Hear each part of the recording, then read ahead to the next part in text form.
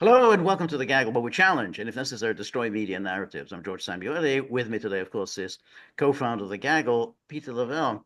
So, Peter, yesterday, a very senior Russian general, Lieutenant General Igor Kirillov, was blown up in Moscow, just several miles away from the Kremlin. There was a explosive device attached to an electric scooter. So he was killed, as was his aide. So this was really a very senior general. He's a three-star general, and he headed the Russian armed forces, chemical, biological, and nuclear defense forces. He had been quite prominent in pointing out that the Americans, the West in general, had bio weapons labs in Ukraine, and the Ukraine almost immediately accepted responsibility for this killing, and said, "Oh, this is a legitimate war target." And interestingly enough, just the day before, the Ukrainian authorities had charged Kirillov with using chemical weapons in Ukraine, which is a very strange thing to say, because really we haven't been aware of the Russia allegedly using chemical weapons in Ukraine. Now, it's true that the Americans had leveled that accusation in, I think, last April or May. However, the OPCW, which wrote a report about this, has said that none of these claims comes with any evidence that chemical weapons have been used in Ukraine. But nonetheless, Ukraine admitted responsibility. The British have openly said, "Yeah, good riddance." That was pretty much the statement from the British government. Today, the Russian authorities have said, "Well, we've arrested a 29-year-old man," they didn't release his name, "from Uzbekistan." So he was a citizen of Uzbekistan with the killing. They said he had been paid $100,000 by the Ukrainian I think he authorities. he was promised that if he did it, so I don't think he was paid. Yeah, I wasn't sure whether he actually I got the think money, with the promise it of, was a yeah. promise. Yeah, I think that's right. I think he was promised 100,000 plus travel to another country. So that's what the Russians have said. Um, the interesting thing about this is, of course, that the Ukrainians have been carrying out assassinations, really pretty much starting from 2022 and even before. We remember the case of Daria Dugina, who either she was the target or her father was the target. We're not quite sure. There was a wartime blogger who was assassinated. The other day, there was a cruise missile technologist who was assassinated in Moscow. So Syria has been doing this. Not Syria. Ukraine has been doing this on a fairly regular basis, but Russia has not done so. So Russia Not that we're has aware of. not. Yeah, I as mean, far as if they had, we'd never hear the end of it. that's Okay. right, but exactly. But we have not heard of any senior Ukrainian general or Ukrainian politician just suddenly being the victim of an assassination. So, so clearly, this doesn't have any military purpose to it, but it does have the purpose of terrorism, and terrorism does have a purpose in demoralizing and your opponents, and the sense, hey, we're going to keep doing this. We're going to keep just targeting Moscow. We're going to keep, and remember the terrorist attack on Crocus City Hall. There may well be, we haven't seen conclusively, but there may well be a Ukrainian connection. So that's, I think Ukraine clearly making a marker. Yeah, we're going to continue with these Well, terrorist attacks. my basic reaction is it's the Ukrainians giving the middle finger to the incoming American administration, saying you can't deal with these people. These people, use chemical weapons and things like that. I think it's a way to thwart any kind of beginning the first steps of considering negotiations and whatnot. I think they want to keep the pressure on. But there's one conclusion that you should. I don't think anyone else in the West is drawn from this. You're right. The UK government, which says, "Well, we stand with Ukraine." I think those were the words basically. What do I draw from it? The Russians have to annihilate this completely. You have to get rid of these people because they will not agree to a. First of all, they have an illegal government. They have an illegal leader. They have used every kinds of means possible, including terrorism, to forward their aims. And I think if I were a Russian policy maker, I'd say this is denazification. We need to get rid of all of these people. Okay, and that's the conclusion the Russian side will draw from all of this. It will only harden their resolve. Okay, that's obvious. Okay, no, so but the Russian officials, no matter who you are, you're not safe and all that. That's the message they want to send. Well, we all know that the command centers in Ukraine can be turned into dust in a couple of minutes. But the Russians haven't done that. They haven't gone on these assassination rampages. This countries that do this, and there was no military value whatsoever. The man wasn't holding a gun. When you're on the losing side, you resort to terrorism. It shows they're losing. Okay.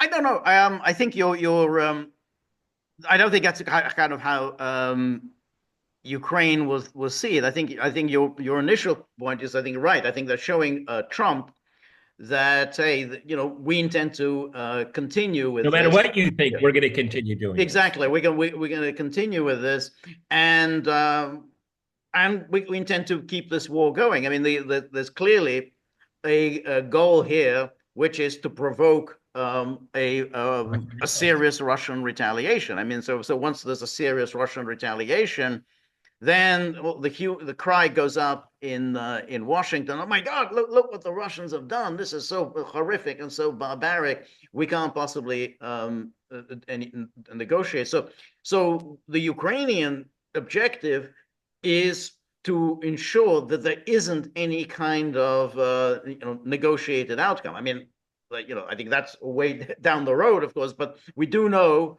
that that's what Trump is going to try to do, and that's what he's been talking about, and that's clearly going to be an early piece of his political agenda.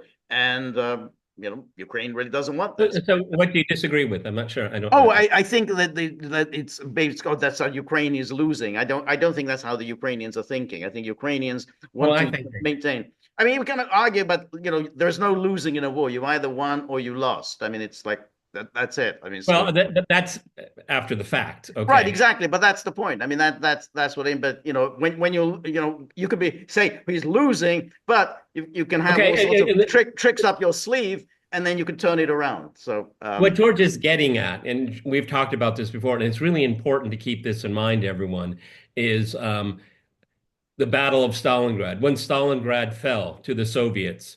Now, in 2024, we say that was the turning point. The Nazis were going to inevitably lose the war. Well, you can say that now, but at that point in time, they had lost the city. They still controlled right, huge tracts of the Soviet Union. Okay. right. I mean, there wasn't a sense that they had lost the war once No, Stalingrad no, fell.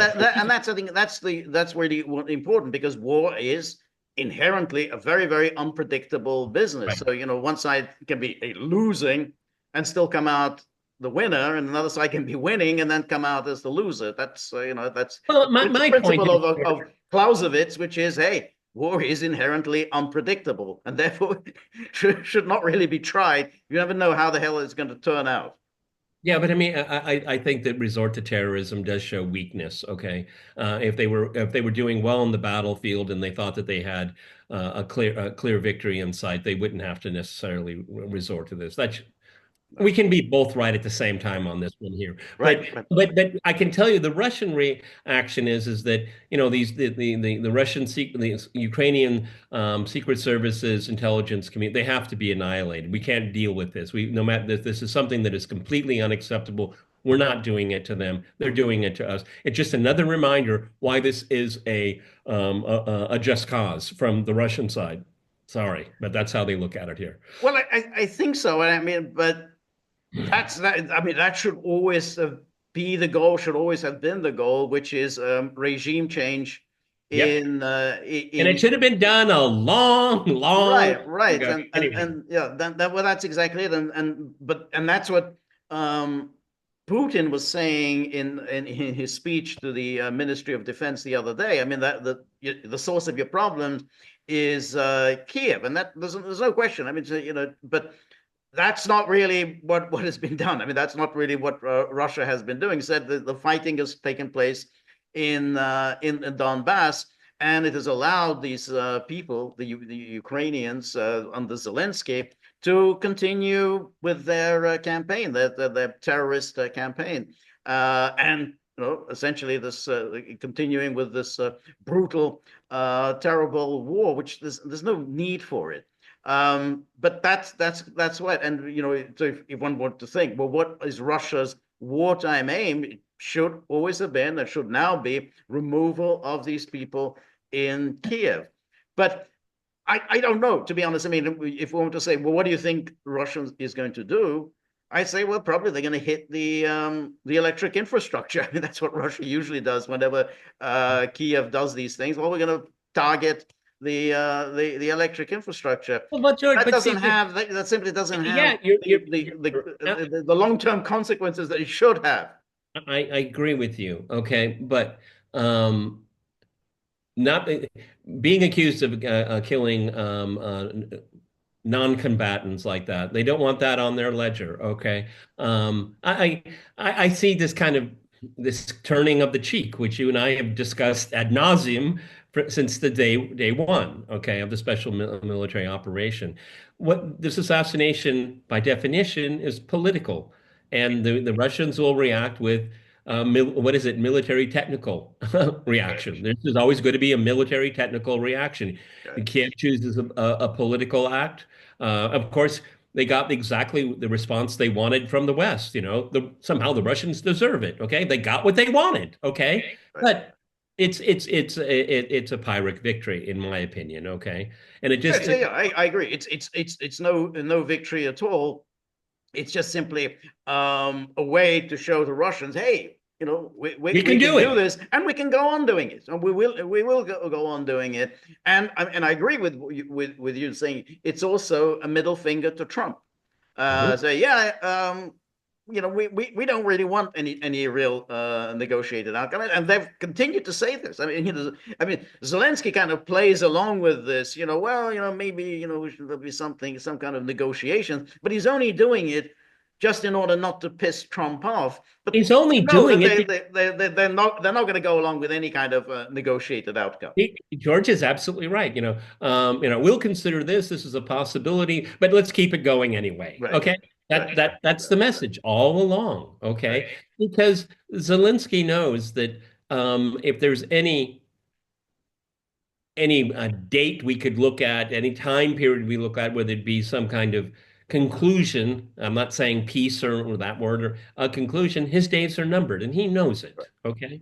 And a lot of people around him know it too. So right. the name of the game is let's keep it going. Okay. Because you don't want to be the president that lost Ukraine on your watch. Right. That's it. That's right. The one thing is, the business that is an Uzbek, kind of you have to wonder, just like we had the Crocus City Hall terrorism, those were Tajiks. And again, this is there's going to be an issue in Russia as to, well, we've got an awful lot of non-Russians living here, and they are prone to whatever, either ideological indoctrination or prone to collect large fees Money. in order to carry out terrorist action. So that is an issue that Russia is going to have to address. So many essentially non-Russians and Central Asians living in their country. Yeah. That's one of the angles, obviously. Okay. And I don't think it's going to have much traction. We've seen what happened before. Um, Walking around Russia without papers, That's not a good idea. It's just simply not a good idea. Okay, it happens, yes, it does, but yeah, the money, the $100,000 for someone from Uzbekistan, that's A lot of like money. $1 billion. Okay. Yeah, All yeah. right. No, Yeah, but I mean, I don't want to look for equivalency or anything here, but the FBI looks for vulnerable young Muslim men in the United States. Okay, yes, so this is the yes, same thing. Okay, that's the same thing. yep. Um, Money is an issue that attracts a lot of people to do very, very bad things, and we all know it. All right. Mhm.